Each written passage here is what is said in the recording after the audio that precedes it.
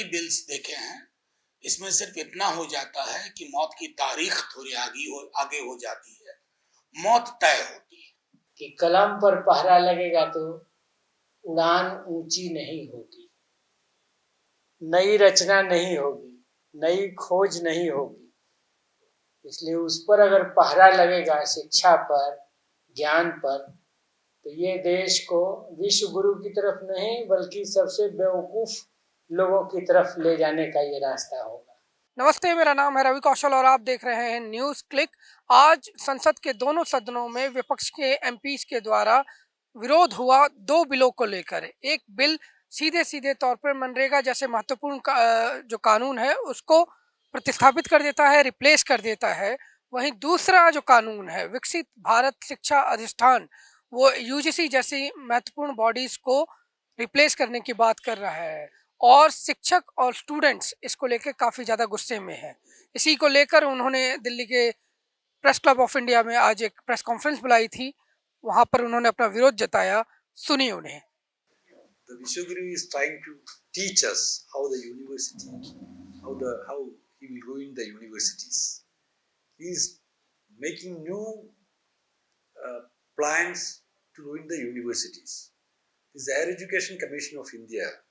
Basically, the great history of Indian education system, they are going to ruin the complete education system. And also in Parliament, the MPs, not only I'm mentioning not only the left MPs but also the lot of MPs from different parties. They have mentioned, they raised the slogan for more investment for education sector.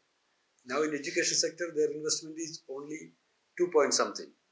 Sir, if you compare the investment in education sector in India, is very less than the other countries like Bangladesh and South Africa.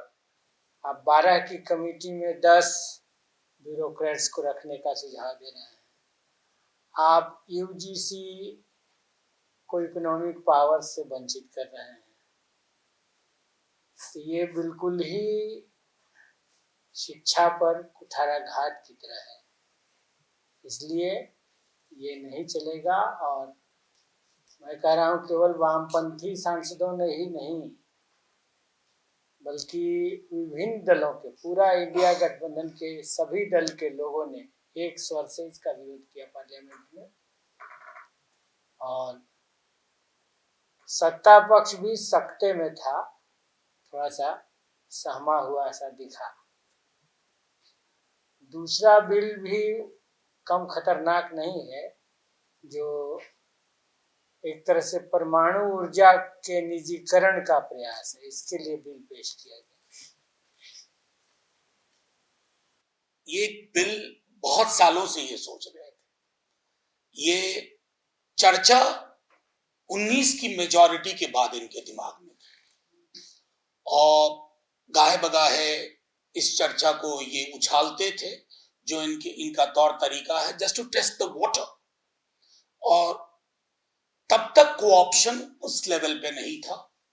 आज तो हमारे बीच से भी कई लोग co-opt कर लिए गए हैं या कई लोग विलफुली कोऑप्ट हो गए हैं। तो ये लड़ाई थोड़ी मुश्किल हुई है।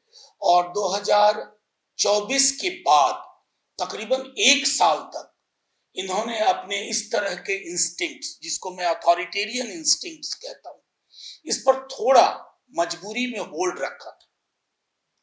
That pretension is over after Haryana, Maharashtra and lately after Bihar.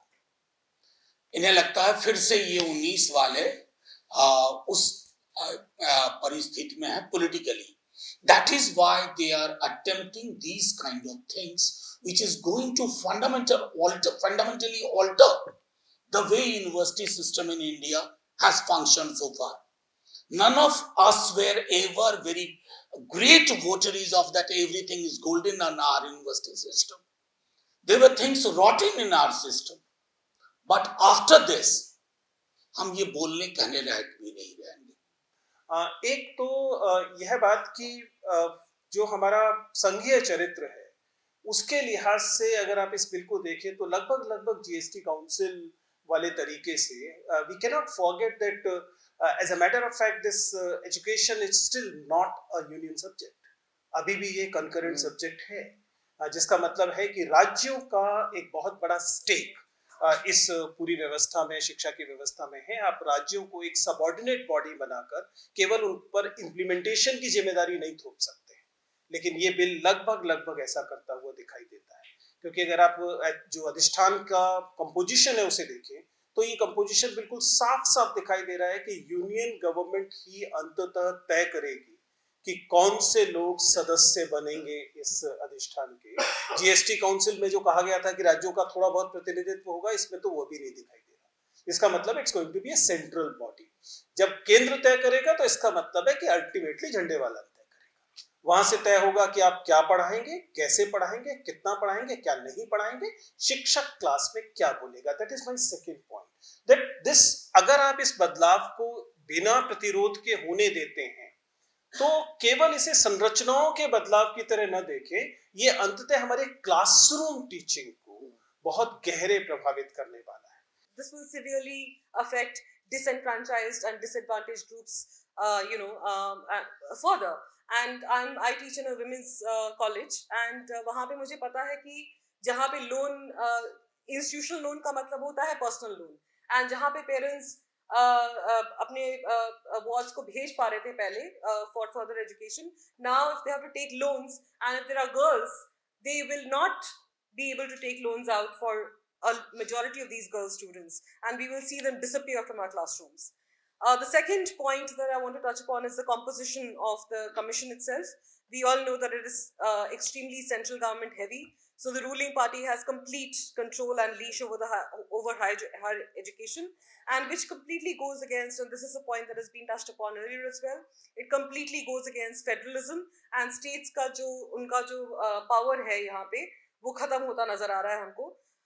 In terms of regulation, the VBSA includes the mandate of closure of institutions as well, which is determined on the basis of performance.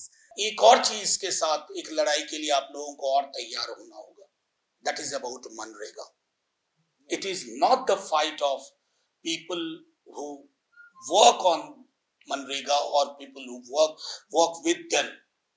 It's going to be a very dangerous proposition. Earlier allocation in Manrega was 90-10. Now it is going to be 60-40. And it is no more going to be demand driven. One time investment shall be made, that money is over, no more jobs. The one scheme which had saved India from present hunger deaths is going.